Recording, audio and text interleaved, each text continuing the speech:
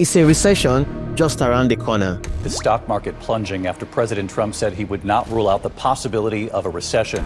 It's already March 2025 and we're stepping into the second quarter of 2025. To President Trump's tariffs and his remarks about a possible recession, The warning signs are getting louder than ever. Wall Street suffered its steepest decline of the year today amid ongoing economic uncertainty in the market. If you're watching the market and wondering, is this another bubble or are we heading for something bigger? Then you are not alone. I hate to predict things like that. There is a period of transition because what we're doing is very big. Because 2 weeks ago, I made a video breaking down the emotional aspect behind financial crisis, the FOMO, the greed, the ridiculous valuations, and why billionaires are selling off their stocks. Today, we are going into something much deeper beyond just market hype and into hard data that economists use to spot troubles before it hits. Well, not much. These are real signals that separate hype from reality. And today, I'll break them down in simple terms.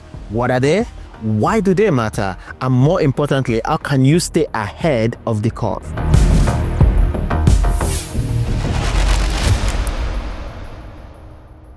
Real quick, if you're new here, welcome. My name is Chika and I spent years studying financial systems and investment strategies while working for some of the biggest financial institutions in the world.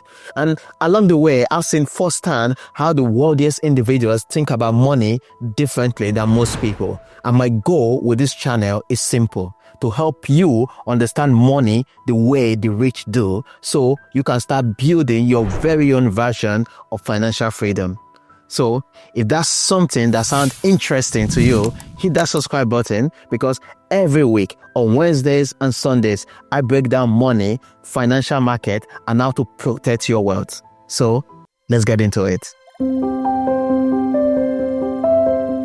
One of the biggest red flags flashing right now is something called the inverted yield curve. Sounds technical, right? But don't worry, I'll try to break it down simply. Normally, long-term interest rates like a 10-year-old loan are higher than short-term interest rates like a 3-month loan.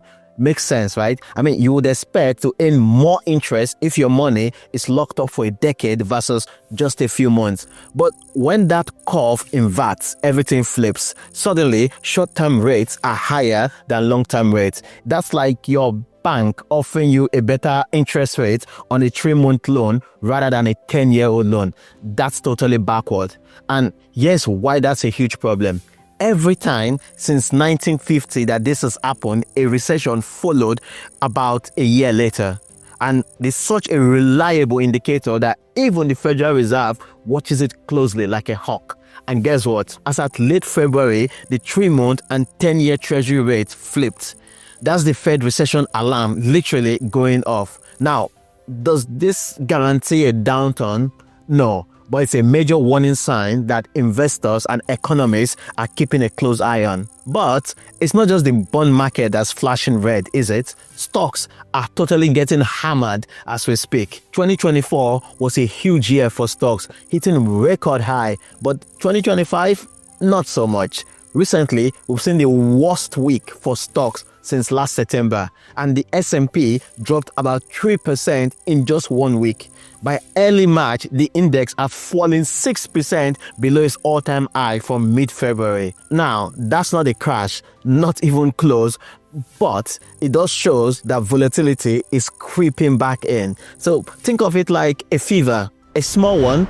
It won't kill you, but it's a clear sign that something is off. And yes, some of this could mean normal profit taking after a big year. But when you combine it with other red flags we're going to be talking about in this video, it's a clear sign that investors are starting to get nervous about the economy. Another big red flag we are seeing right now is household debt. Basically, the amount of money people owe.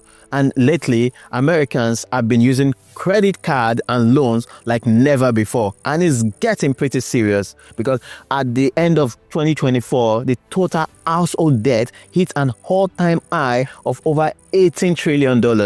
Just credit cards alone reached about $1.2 trillion. That's the highest it's been in history. Now, you might be thinking, wow, that's a lot of credit card swiping. And you'd be absolutely right. You see, when people rack up this much debt, it usually means one thing: they are struggling to cover their day-to-day expenses like groceries, rent, gas. And what's even more worrying is that people are starting to miss payments. Late payments, known as delinquencies, on credit cards and car loans are beginning to creep back up. We are not in a crisis mode yet, but it's definitely something economists are watching closely. But why does this matter? Well, think of the economy as one big cycle, right? People spend money at businesses. Businesses use that money or make money and hire workers, and those workers go out and spend money again. So when people have too much debt, they start cutting back on spending to pay their bills. This means businesses earn less, hire few workers, and sometimes even lay people off. And when the layoffs start happening, that cycle can break, leading to more economic trouble.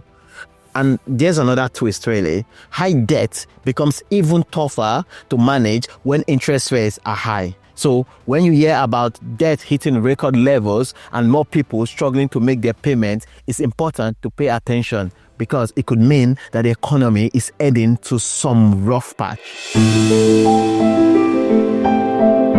Remember when everyone was changing jobs left, right, and center because companies were desperate for workers? Good times, eh? Well, those days might be ending, right? Because the job market has started cooling off a bit. Unemployment rates, which were super low for years, are now slowly beginning to creep back up. And just recently, the employment rate climbed above 4%. And while that's still historically low, economists are watching it closely, because once that number starts moving upwards, recession often follows pretty soon afterwards. We're already beginning to see some of this play out. Big industries like tech, finance, real estate, which were booming not long ago, are now either slowing their hiring process or even announcing layoffs. The headlines aren't full of mass layoff yet, but the trend is noticeable enough to make economists a bit uneasy.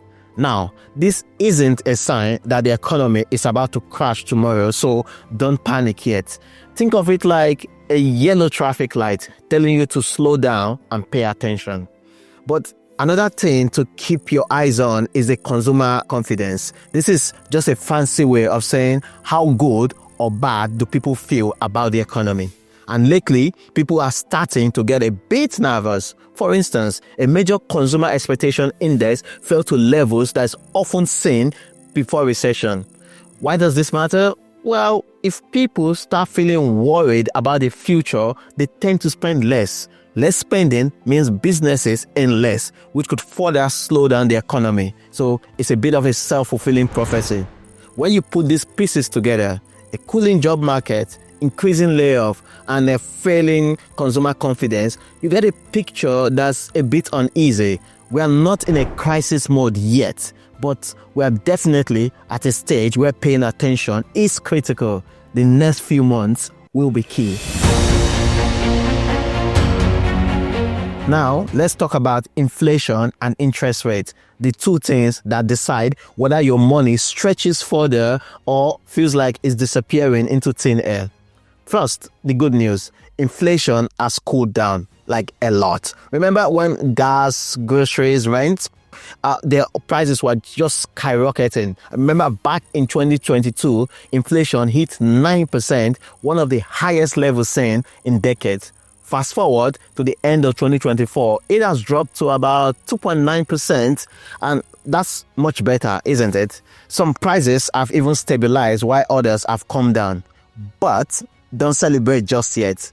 2.9 is still higher than the Fed's magical target of 2%. And some things like rent and services are still creeping up. So while we are no longer dealing with inflation like a raging wildfire, think of it like a smaller campfire that refuses to go out. It still needs watching, but not as dangerous. Because inflation was out of control for so long, the Federal Reserve jacked up interest rates to slow things down. Well, that made borrowing a bit more expensive. Higher mortgages, pricier car loans, and brutal credit card returns. At one point, the interest rate was over 5%, the highest in decades. Now, here's the twist. With inflation cooling down and the economy beginning to show cracks, the Fed started cutting rates for the first time in late 2024. And as of early 2025, the Fed key rate still sits at 4.25. Still high, but a bit lower than before. And here's why that actually matters. That's why it raises a red flag. Every time the Fed start cutting rates aggressively after a period of hike, a recession often follows. Why? Because the Fed only cut rates when they think the economy is in trouble. It's not a guarantee that a recession will follow because of something called soft landing. This is where inflation falls without a recession. But, well, it's still a cause for concern. And what does this rate change mean for you?